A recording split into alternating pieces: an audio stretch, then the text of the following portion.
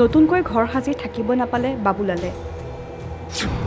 কাৰোবাৰ লগত যদি তেওঁৰ সম্পৰ্ক আছিল তেন্তে গুচি যাব লাগিছিল পুনৰ পৰকীয়াৰ প্ৰেমৰ বাবে থানবান হ'ল এখন সংসাৰ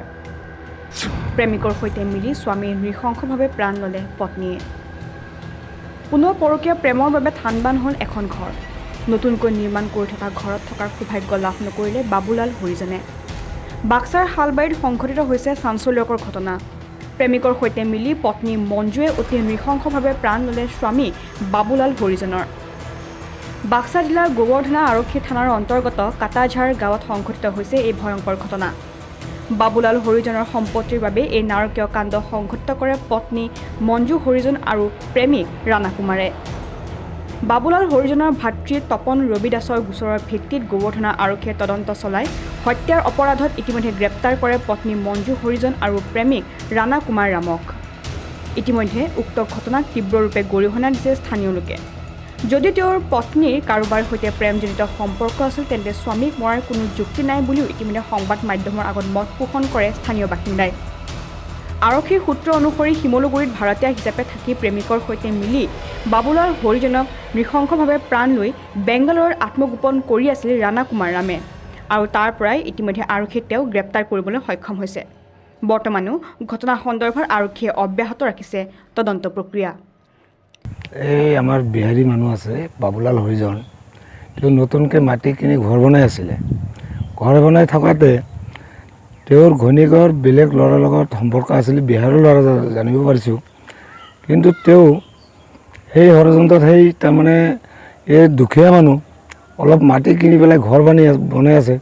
তাৰ সম্পত্তি বা আৰু তেওঁ ল'ৰাৰ লগত সম্পৰ্ক আছে যদি তেওঁ এনে গুচি যাব লাগিছিল তেওঁক মাৰিব নালাগিছিলে কিন্তু তেওঁক মাৰি পেলাই তাৰ সম্পত্তিও কিনি লাগে আৰু তাৰমানে এনেকুৱা কৰিছে যে এনেকুৱাকৈ মাৰিছে মানুহ চালি একবাৰ গম পাব যে মানুহে এনেকৈ মানুহক মাৰিব নালাগে ইমান বেয়াকৈ মাৰিছে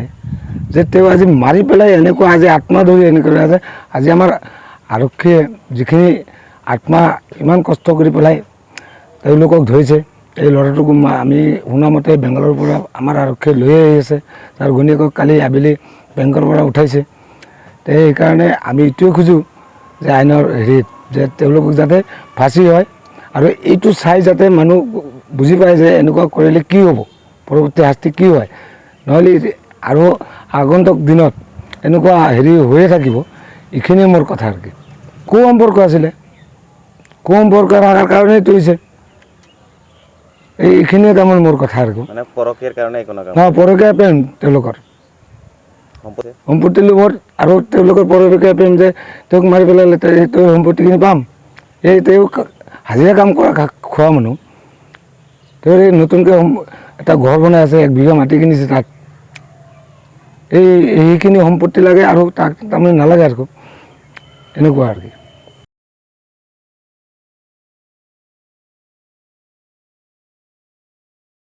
বাক্সাৰ পৰা গোলাম নাথৰ ৰিপৰ্ট কাৰেণ্ট আছাম।